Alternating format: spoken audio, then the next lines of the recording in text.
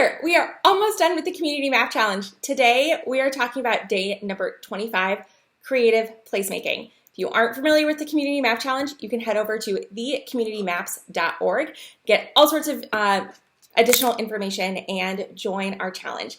If we have not met before, my name is Juliana McMillan-Wilhoit. I am the Principal Consultant and owner of Tabulate Spatial Services, where I work with mission-driven organizations and members of the geospatial community to map their future. Okay, but let's take a talk about creative placemaking. So let's just take a step back and define what creative placemaking is. So have you ever gone to, Disney World, right?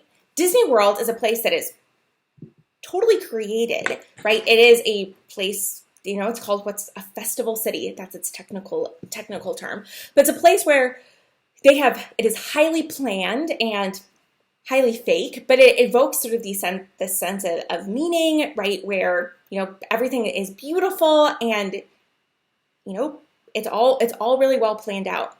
So that's an example of creative placemaking. Creative placemaking would be something like a beautiful downtown where it evokes, strong senses of feeling, nostalgia, but there's a level of aesthetics that is beautiful, and it's something that speaks to you. And creative placemaking sort of falls within this pillar of the beautiful, because we believe that beautiful places really do matter. And so with creative placemaking, this is an opportunity for you to think about your place and see what are some of the ways that people are drawing identity to this community and ways that this community has really been shaped well to help form the community. So that could be any number of things. So that could be a well-planned downtown. That could even be things like wider sidewalks in particular parts of the community. It could be a trail system. Right? We've got the map here. These are of the forest preserves that I have within my community, but there's like some interesting creative placemaking. Or this map is of Naperville, Illinois, and this is actually of all the bike paths, which I would say is super creative placemaking. So that's something you could do, right? As we've talked about before, you can sometimes do the inverse. So where is there not creative placemaking that's happening? So where are places in the community that are just, right? Just for like strip mall after strip mall. And is that something that you can, map?